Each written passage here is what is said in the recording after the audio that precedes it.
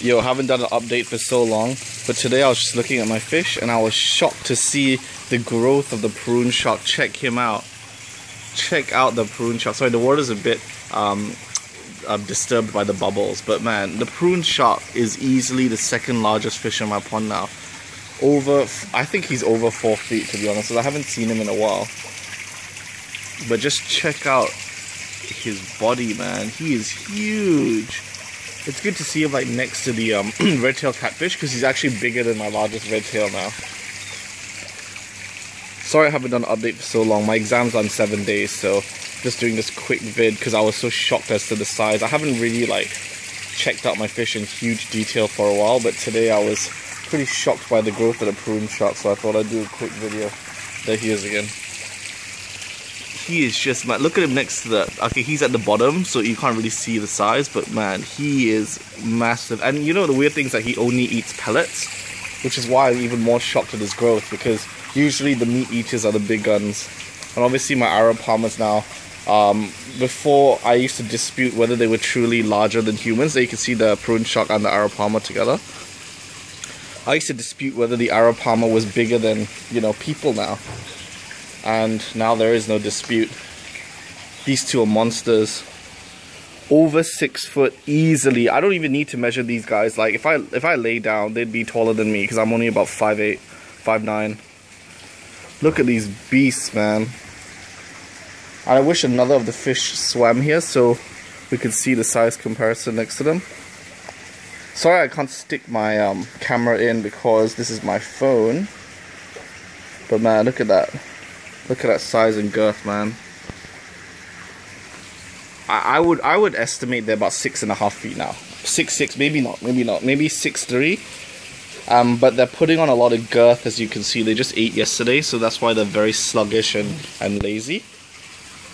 And in this pond, they've stopped growing very long, very fast, but they're still putting on girth, because I think the pond has reached its max capacity. If you look at the size of it, I mean, it's a decently sized pond, 35 feet, but these fish need bigger, and they'll get bigger in a couple of months when the new pond is finished. I'm really looking forward to it. But you can see what arapamas do in their old age, especially after a big meal. They just lay down at the bottom most of the time. Most of my fish, you can see, are under the bridge that you can't really see because of the sunlight. But yeah, I was just shocked at saw my arowanas together. They've all grown. They're all huge and fat and healthy, but you know, the one that really stood out to me was definitely the prune. Oh, there's my red-tailed cat. If you see kind of like the size of my red-tailed cat, if I try and get a better angle, my prune shark is actually bigger than him now, which is scary because my red-tailed cats eat. Oh, there we go. There's the prune shark swimming over the red tail. I don't know. I can't really see the angle from here, but I'm pretty sure he's definitely longer, if not even wider, maybe. There you can see them swimming, overlapping now. There's a prune shark. He's a beast with my red tails. The prune shark has grown so quickly. I think because its max growth potential is actually larger than a red-tailed catfish. They can grow to about 5 to 6 feet in the wild, so I think his growth is really taken off, whereas the red-tailed cat's growth is starting to level off because they've reached their max potential. My koi.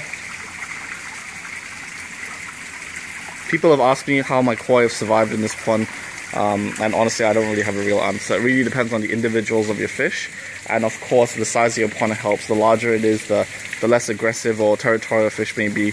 But also, funnily enough, the more crowded it is, the less aggressive as well, because they don't really claim spaces when they're always in proximity with each other.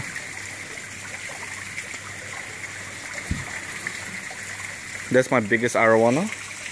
He's also kind of like his growth spurts also slowed down because they're starting to reach max size. He's about 4 feet in length, my largest one, and those are the smaller ones behind him. And he's starting to show old age, you know, he's slowed down, he doesn't eat as much as he used to compared to the young guys. That's my green, and some people say it's a panda gold-green hybrid, but I'm not really sure, to be honest. The two beasts there chilling in the corner.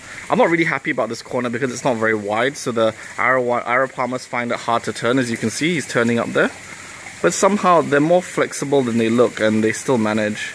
But I'm just scared that, you know, sometimes when they feel trapped in like a small space, they might react and burst through and maybe like injure their spines or whatever. That's why I really can't wait for them to move out of this pond. Man, that slab up there is about 9 foot long, and he's almost as long as the entire slab, which is scary. And he's just so wide, man. I was actually pretty shocked to see my fish today, to see how much they've really grown.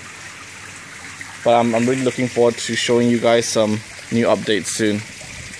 And there's my garfish. They've really grown as well, as you can see. They just had feeding yesterday, so they're all quite plump and happy at the moment. I have 2 garfish. There's the other one back there. Here. They've really started to take to this pond, and I just hope that they take to an even bigger pond in the near future, which they probably will. Most of the fish are actually under the bridge because it's freaking hot and I'm getting sunburned. So peace out, guys. Hope you guys enjoyed this quick update, and I'm sorry for the lack of content, but I do promise that in the near future there will be many more updates of the new pond and truly exciting times. And I just decided that when I move these big guys to the new pond, which will be a crazy process, I'm actually going to measure each one on land, which is pretty scary as well, but I'm going to make it happen because I'm also curious as to the exact measurement of all these fine beasts. It's good to keep track of growth as well, just to see, you know, what you can do in captivity, even in the largest of enclosures.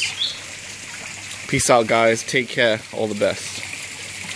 And just post any comments, and I do endeavor to answer all the questions. I don't ignore any of the questions, so post any questions you may have at the bottom. Peace.